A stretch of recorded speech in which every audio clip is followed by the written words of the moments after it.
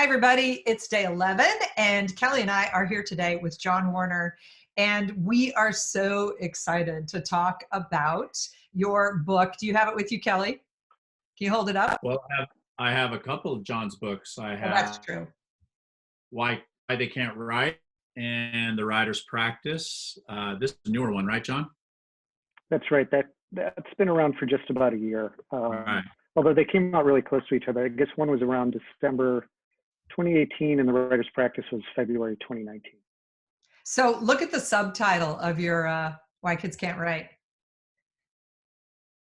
We can't see it. There it is. Killing the 5-paragraph essay and other necessities. What a provocative title. I have put that title up in workshops and had people's mouths drop. Because as a 20-year veteran teacher at the college level, you came out with this book that basically says we're doing it wrong. And so I want to start us off with this quote from the book that I found very provocative. We need to get out of the essay business entirely. Rather than thinking of writing through the lens of assignments or proficiencies, I believe we should be providing students with writing experiences that give them room to exercise choice and engage their intrinsic motivation. Not many high school teachers teach that way. So talk to us about what you think about that. Yeah, I mean, I want to start by saying when I say we're teaching writing wrong, I include to some degree, myself in that. When I say we, it's sort of the system that we have created collectively that incentivizes things like the 5-paragraph essay. There are good reasons to teach the 5-paragraph essay if you're a teacher who is accountable to standardized assessments and scores and that sort of stuff. So a big part of the book is those other necessities, like getting rid of things like those standardized assessments that privilege this highly prescriptive writing practices. Some of the response to the book has indicated to me there are thousands and thousands of teachers out there who are eager to throw off those strictures. But from my perspective of teaching college, the thing I noticed, the thing that really motivated first my blogging about teaching writing at Inside Higher Ed, which ultimately transitioned into the book, into Why They Can't Write, was not student skills, but student attitudes towards writing. Writing was this sort of purely instrumental exercise for the purpose of passing a teacher-led school assessment. When I asked, who do you write for? They would say, they would look at me like I was an idiot and say, the teacher. Could I write for the teacher? They had not written to an authentic audience ever.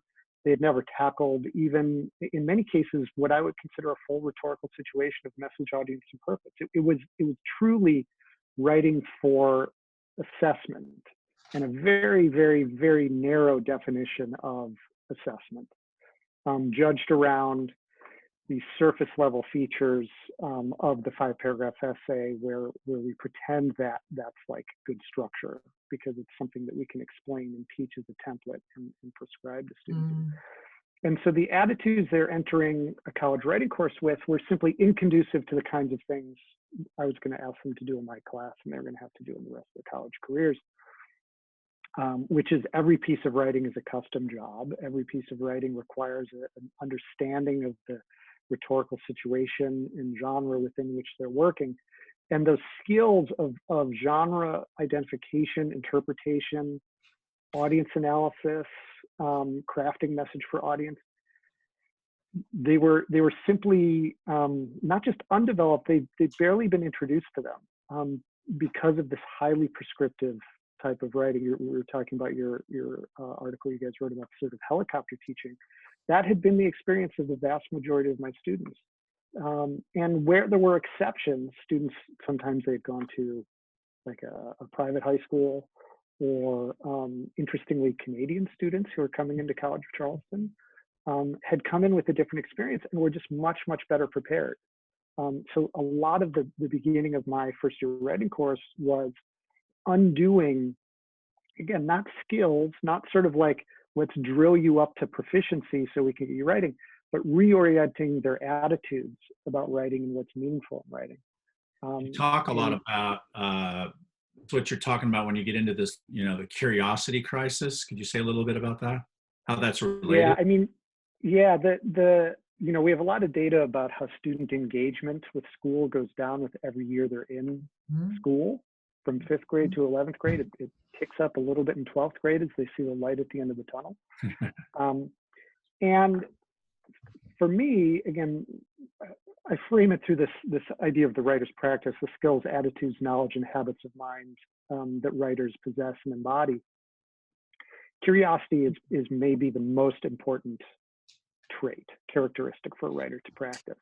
If you are curious, you can write. And you can write about just about anything. And it is a curiosity, particularly with that part of intrinsic motivation that Penny quoted from me. If you can get students curious, you can get them engaged intrinsically into what they're working on. And that will drive more time on task, greater attention to detail. A lot of the complaints I hear about students like, oh, they just don't care to polish their work or proofread their work. I always go back to curiosity. Like, do they care? If they don't care about it, it's a real chore to really dig in and polish what you have to say. So that curiosity, that's the gateway to intrinsic motivation. And so that's, when I think about the kinds of experiences my students are going to have, we're going to make sure it invokes curiosity every time as much as possible. Can you say a little bit more about that? Like, how do you how do you build curious writers? So with the writer's practice, I'll hold it up too. There it is, the writer's practice. That book is sort of the distillation of anything I've ever taught in the classroom, oriented around the idea of building the writer's practice. And I envision it as a text for like first-year writing or even high school. It's my antidote to, if you know the book They Say, I Say, a highly prescriptive approach to teaching argumentative writing. It is my antidote. I don't want to be cruel to that book. I just think I come from a different set of values in a different place. But an early assignment in the writer's practice, and every experience, as I call them, is built around a question. And one of the first ones is, should I? The question is, should I? And it's, should I go to this movie? Should I attend this play? Should I buy this app? Should I go to this restaurant, et cetera, et cetera? It's a review. I'm asking students to write a review. I don't tell them it's a review. In the book I do, in class I don't. I just say, should I? That's the question your audience has. Should I go to this movie or should I listen to this music? And the curiosity comes in by simply allowing them to write about the subject with which they're most fascinated. So if they're into music, they get to write about music. If they're into video games, they can write about video games. I've had reviews of hot dog stands. I've had reviews of coffee shops. I've had reviews of shoes. I've had reviews of retail stores, dresses. I had a student write a review of a fashion. She was a textiles and apparels major. She wrote a review of a fashion show that she had watched online, like Fashion Week in New York. And by simply allowing them that simple choice, like review something that you're actually interested in, makes them curious. And builds another part of the writing practice that I think is important for students and empowering for students, which is a certain amount of expertise. One of the things I want very early in the semester is students to feel that they know more than I do about some things. I certainly know more about helping students become better writers, but if they're working on subject matter in which they hold greater expertise than I do, they will learn more and write better because they are empowered to be the expert. So in the review exercise, I'm not judging the accuracy of the review or anything like that. I'm judging the quality of it from the standpoint of not me as the teacher, but the audience who would be encountering this review, and having to make a choice based on reading this. And that, again, it's this virtuous circle of curiosity. They get to write about a subject they're interested in. They build expertise that is empowering to their own sense of agency. And they get to prove to themselves that they know more than me about some things. And we're going to carry that throughout the rest of the semester as we sort of progress through the different experiences. So that's why I do that one early. I love that. It actually, when you said that, it reminds me of a book Bruce Ballinger wrote years ago called The Curious Researcher. Curious Researcher, yeah. In which he talks about the myth of the boring topic. There's no such thing as a boring topic. There's boring people. But any topic, if it connects with you, is a really rich, topic.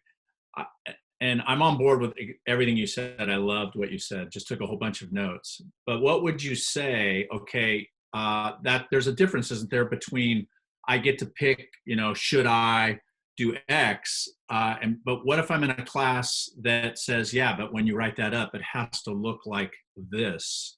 So right. It's kind of a separate issue, no? So the way I handle that is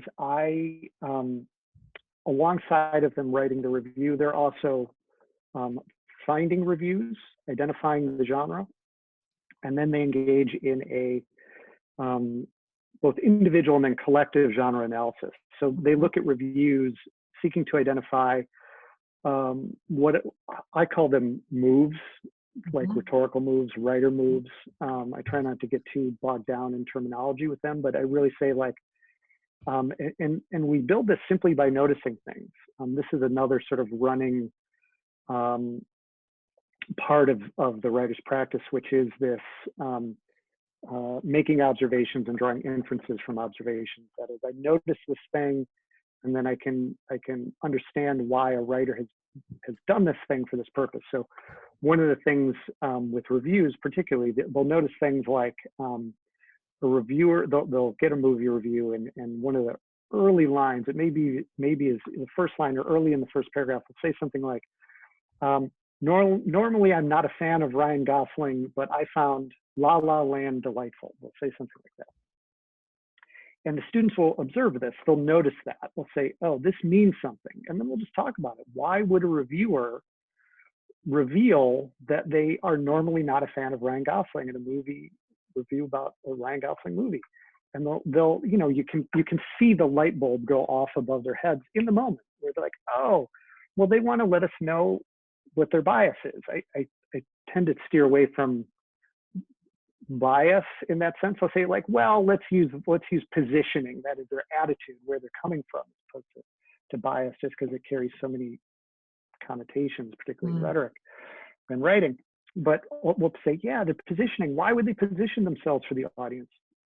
I'll say, well, because if I'm deciding whether I want to go to a restaurant or something, and they say they love pizza, whether it's frozen or 3 days old, or they wrestled it from a rat in the subway, all pizza is great, right? If instead they say, like, I'm very picky about the quality of my pizza, and I thought this pizza was the best pizza I've ever had, that has different meaning.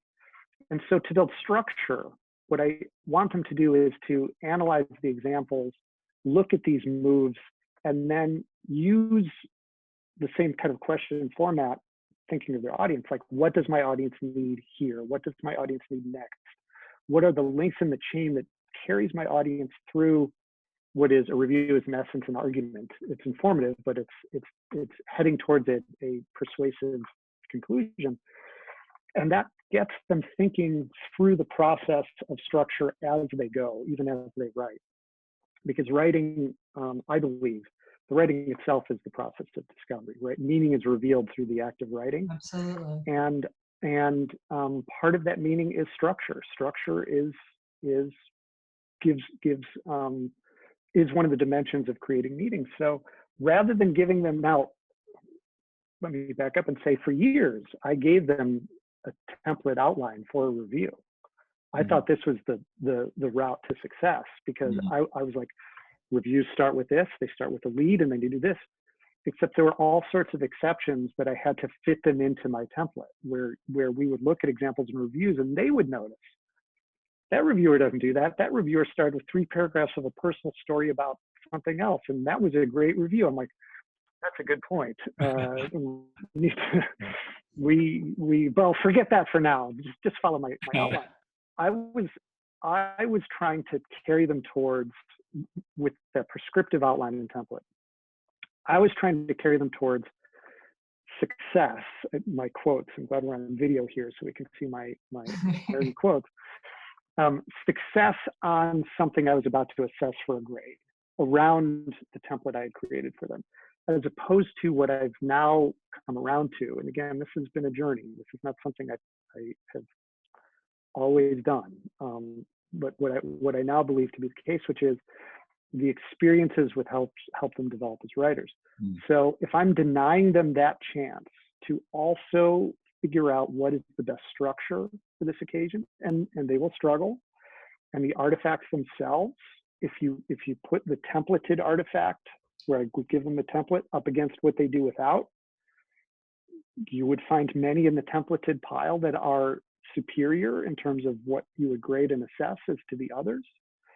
But what I realized over time was, when I'm looking at these others, these untemplated works, I can then engage in my feedback with working at them on meaningful things, doing that sort of formative feedback, right? Here is where I think some part of your process went awry, and you need to think more about this, as opposed to, here are the 10 ways, here are the 10 criteria in my standard, here's the 5 where you met it, here's the 5 where you exceeded it, here's your B+. It changes the relationship between students and their work and me and the students' work. We're talking about the meaningful things. So the goal is not to create the most accomplished, accessible artifact. It is to create an experience that gives us something to talk about and reflect upon that will make them better armed for the next experience. And it is often a challenge to stay true to that still. You know, even as invested as I am in this, and having written these 2 books where I profess my profound belief in it, when you see students begin to make errors that you think are correctable, the temptation to correct those errors for them or smooth the path towards correcting those errors is highly tempting. This gets at your helicopter teaching article, but I think it's a mistake. I just think it's a mistake if our goal is to help students learn to write, to be writers. Okay, so I think it's really interesting that everyone feels like there's this journey you come to from specifying what kids will write and how it will be assessed in this kind of formulaic look. And I think, I don't have any idea if you have an answer for this question, but I'm so struck as I'm listening to you that right behind me on this shelf is Read to Write by Donald Murray, written in the 80s, that basically said, give kids good pieces of writing, help them understand how they work, you know, and he was writing in the 60s and 70s, confer with kids, give them choice, as a freshman composition director. Why do you think that it not only never made its way through all the colleges as a way to teach, but why is it still so stubbornly against the grain of what teachers do? What's your theory? I mean, it's the gazillion-dollar question, right? I mean, I think, you know, in why they can't write, I go into a bit of a brief history of where these things come from. I think, now a lot of it is I contrast. So I turned 50 on Sunday, as a matter of fact. So I went to grade school in the 70s and early 80s, and those essentially the end of the open education era, where I was given free choice to read. Everybody in the classroom was on a different book. I went through all that good stuff, and I became a writer in 3rd grade in Mrs. Goldman's class.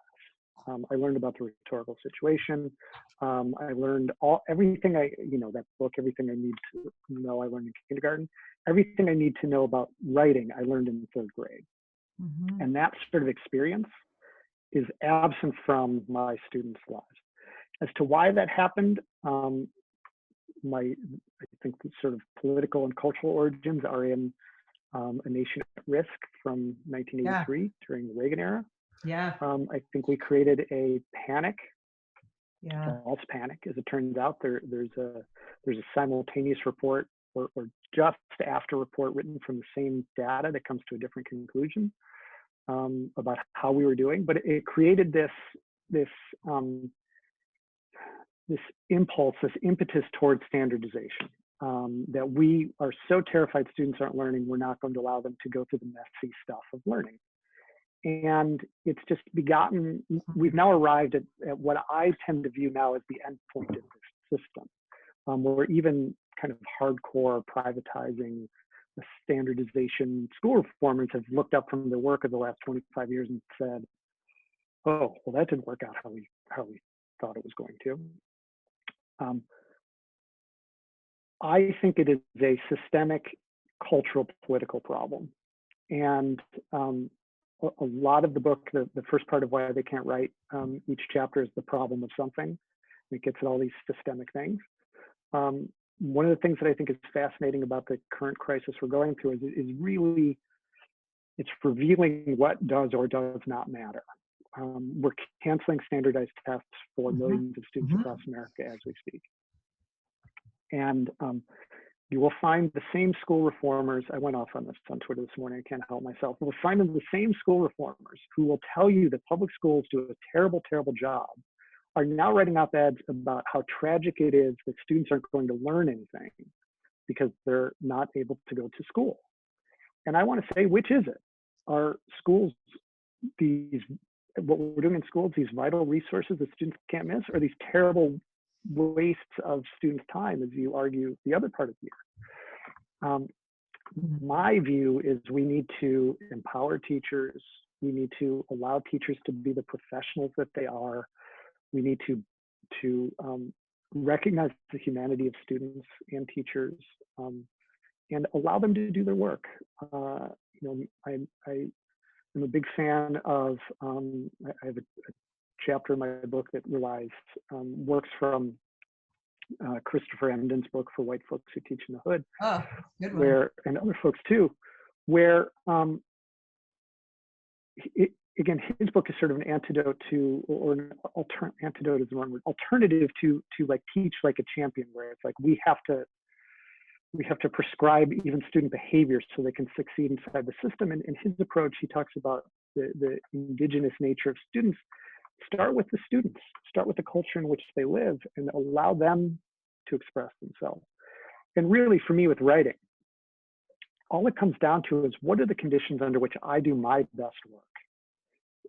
I'm I like to think a professional writer. I make a living at my writing. I've been doing it seriously for, if we date it to like when I started graduate school, over 25 years. When I get to work on subjects of fascination and interest and knowledge, when I'm supported by people who are interested in what I have to say, when I have an potential audience for my work, when my work matters, when the minimum amount of BS around what I'm asked to do is removed and I can just get right to it, I do my best work. If I work best under those circumstances, why would students be any different? Why should I ask students to adopt a kind of studentness to succeed in my writing class as opposed to just being a person? And can we add one more element to that? Yeah. We can finish with a little bit of thinking on this. You're not graded on everything you write. That's right. No, that in your book you actually say something that Penny and I have been saying for a long time, and that is grades do more harm than good. Could you say a word or two about that? Yeah, I am happily ungraded in my courses. It happened really alongside and simultaneously to my full realization of my pedagogical values, where as I was moving away from any kind of prescriptive practices, I realized, why am I holding on to a system of grading that's attached to things I don't actually value? Yeah. I went to grading contracts. Depending on the course, sometimes I'll have like a one point rubric. I also teach fiction writing. The only thing I ask students to be conscious of when they read each other's stories for a fiction writing class is energy. How much energy is there in the story? And the source of energy could be a lot of different things. It could be plot, it could be character, it could be language, it could be any of those things. But if a story is going to succeed, it must have energy, and the source will depend on the student. So for me to kind of prescribe that doesn't make any sense. The grading. So you don't have a 5 for energy and a 4 for energy. No. It's just, is it there? Is it there? Kind of energetic, super energetic. Less energy, maybe, almost enough energy. No. Is it there? Could you use some energy? Is this thing alive? Right? Like when you read it, you get like a little prickling sensation on the back of your neck, as we want when we read fiction or that sort of thing. And the same is true in the kinds of things I have them do in first year writing. Is this an engaging piece of writing? That's what other threshold do we care about as audiences? When I've well, not at the moment, but I have been traveling around doing some talks about these books. And I have a bit of shtick, a little joke I put up about how we react to writing. And I say, here are the things we would not say when we encounter a good piece of writing. It had the right number of paragraphs, 5. It didn't use any contractions. It didn't use I as a personal pronoun. We would never attach that criteria to a piece of writing. And to attach it to student writing, it's not only counterproductive, it's a lie. It is a lie about how writing works and how writing should work. And I'm not in the business of lying to my students. It's a lie that demotivates. I love 100%. that, though. It's so bold. It's a lie. It is a lie. I mean, when we read things, we respond as humans. And after that human response, this is what I have students to do. I go back and get them to try to understand where that comes from. I want them to read like a writer, right? Like, here are the moves that got you to respond in this way. But to hold them to criteria that, like, don't use contractions, and to have students come into my classes, the first day or second day, I'll say, what makes a good essay? Or what were you told that makes a good essay? And they will say things like 5 paragraphs, never use contractions, never use a personal pronoun I. Some will say things like 5 to 7 sentences per paragraph. And then somebody else raises their hands and says, no, 7 to 9. Right. Somebody else says, no, 3 to 5. I had a student bring in her high school notebook where she had written down on 3 pages every word she was allowed to start a paragraph with. Oh my goodness. Based on the feedback she had gotten. This was not like she had transcribed it in the class. It was, she had written things for school. She had gotten marked off or not marked off. And so when she was not marked off, she said, that word is okay. And when she was marked off, like, that word is not okay. And she's like, these are the words.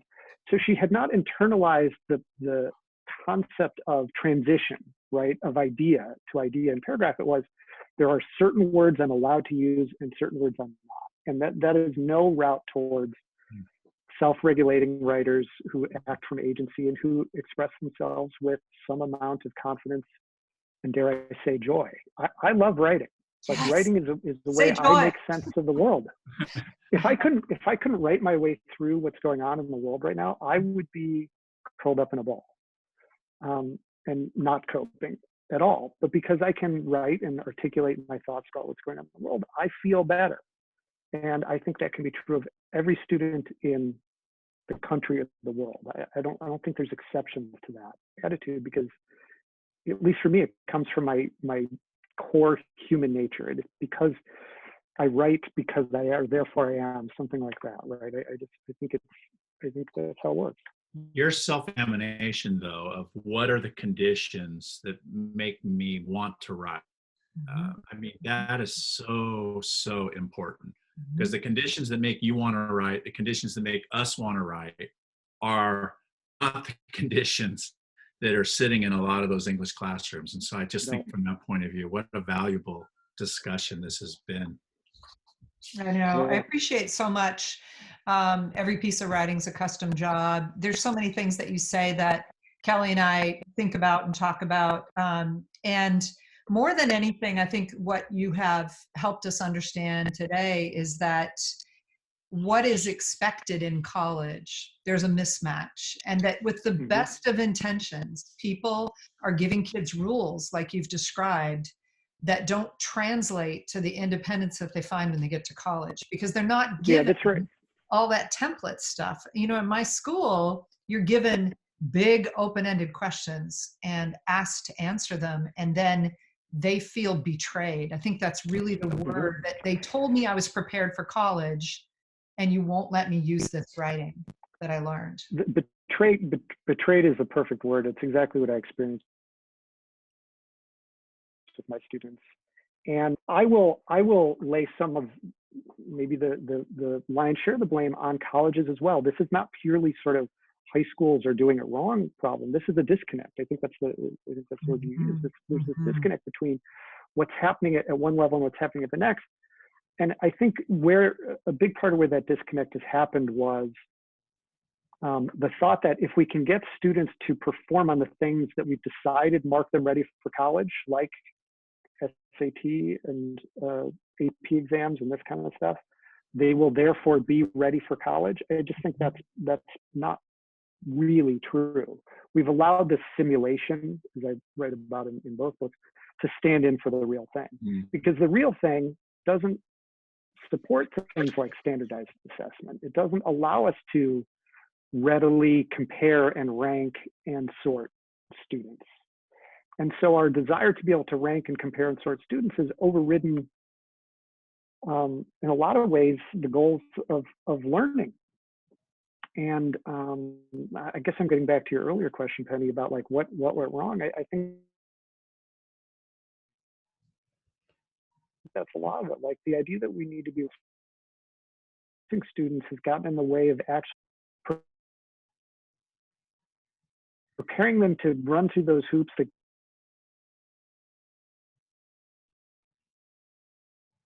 in college. That's sort of the next write more about is that disconnect. And I'm talking to my college teaching colleagues, you know, here's what students are experiencing before they get to college. Here's what you have to know and do about that. Well, love the conversation, John. Love the books very much. And one last real quick question before we leave, because I'm concerned. Are you doing okay with turning 50? I am. I mean, it's so weird to be doing it during a global pandemic. I'll never forget it, I guess. Yeah, it's a little disappointing. I live in Charleston, South Carolina. My whole family was going to come. Yeah. In Charleston, every year they do this big 10K over the bridge that goes between Mount Pleasant, where I live, in Charleston. And I was going to do that with my brother and sister-in-law and wife.